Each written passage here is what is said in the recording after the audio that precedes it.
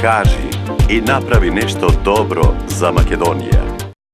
Желба е императив на секој човек е да живее во склад со себе и со природата. Во време кога психичките и физичките притисоци се правило, а не исклучок, голем дел од луѓето патат од телесни и психички напнатости, стрес, нервоза, несоница, недоволно движење. Во ова динамично време, во кое вредностите на луѓето се ценат низ призмата на парите, голема и посебна вредност имаат методите и техниките за подобрување на здравјето и постигнување телесна и ментална хармонија. Пред илјадници години, индиските мудреци и светци, наречени ришии, медитирајќи ја истражувале природата и вселената. На тој начин ги откриле законите на духовниот и материјалниот свет и при тоа стекнале увид во причините за одредени појави. Голем дел од тие откритија, вклучително настанувањето на вселената и делувањето на елементарните сили, се потврдени од современата наука. Тие представуваат темел на опсежен и сеопфатен состав познат под името јога. Таа не е религија. Јога представува пат преку кој може да се дојде до изворот на духовноста и мудроста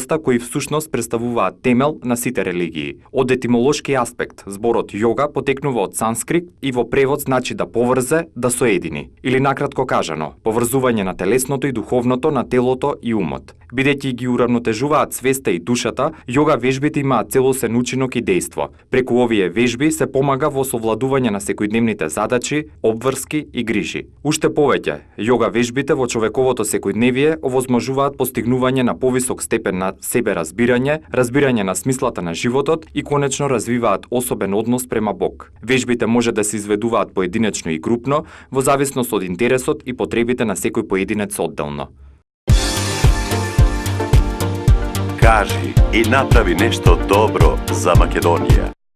Се враќаме повторно во студиото на наша ТВ, го следите актуелното издание на Кажи и направи нешто добро за Македонија и тоа секоја вечер во живо се разбира и токму сега на темата која што ја видовте претходно во прилогот се надоврзуваме со гостинката и со разговорот вечерва. Би сакал најпрво да ја поздравам и да ја представам Весна Алексовска. Добро вечер. Добре дојдовте во Кажи и направи нешто добро за Македонија. Инаку вие сте професор по јога и ќе зборуваме повеќе за тоа колку во Македонија се практикува јогата или вежбите на јога и што всушност значат тие за луѓето овде. Најпрво би сакал да ни се представите во смисла каде моментно сте ангажирани со оглед на тоа дека веќе 3 децении активно работите на полето на јогата. Да.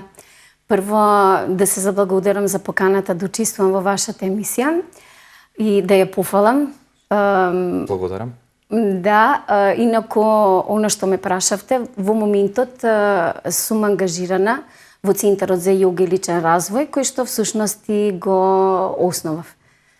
Каде може оние веднаш да објасниме на гледачите да ве најдат поконкретно и всушност каде може да се запишат, бидејќи во текст се уписите за сите заинтересирани. Да, точно така, разговорот е во право време, бидејќи во текст се уписите за нови членови.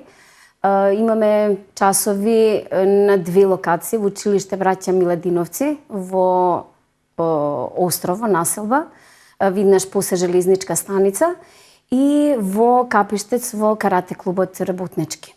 Сите оние што сакаат да ги посетуваат часовите ке нас може да не посетат. Во вторник и четврток се во Браќа Миладиновци часовите. Почетниците работат од 5:50 минути, така да сите што сакаат да ни се придружат, може да ви се обратат. Да. И во прилогот споменавме, а и она сега ќе го поедноставиме или ќе го пообјасниме или дообјасниме во смисла на тоа, бидејќи денеска јогата не само што се практикува во Македонија, туку и во светот, туку таа всушност има цел да направи еден баланс на духовното и менталното или на умот и телото. Да. Во таа настока ме интересира, бидејќи имате практика и искуство, какви случаи во Македонија сте имале во смисла на ваши учесници и ученици, дали требало нешто ненадејно да им се случи па да дојдат кај вас, или најчесто има луѓе кои што слушнале, па сакале така превентивно да почнат или да вежбаат јога. Да. Па вака, бидејќи јас долго време се бавам со предавање на јога, и поминале ке мене илјадници практиканти, што значи дека имало луѓе кои што почнувале заради различни причини со јога. Почнувале многу често заради нарушена здравствена состојба и по препорака на лекар. Исто така многу доаѓаат заради тоа што се изложени на многу стресови и мислат со право дека ќе најдат едно правото учиште во јогата. дека ќе најдат мир, спокојство во незината практика. Меѓутоа, има и луѓе кои што сакаат да се запознат малку подобро со себе си, бидејќи јогата е една таква дисциплина која што е знаење, древно знаење, древна мудрост, која што не свртува кон нас самите, за да може подлабоко себе си да се осознаеме, духовно, ментално, емотивно и да направиме еден склад и да можеме да живееме малку поисполнето со прави вредности, едноставно да животот ни тече похармонично, во склад со нас самите, со нашите природни потреби, во склад со природата, се разбира. Апсолутно. Оти велат дека што повеќе себе си се самопознаваме, толку и другите ќе ги цениме и ќе ги респектираме. Се разбира. Ние обично, дури од помлади години, сме свртани кон надвор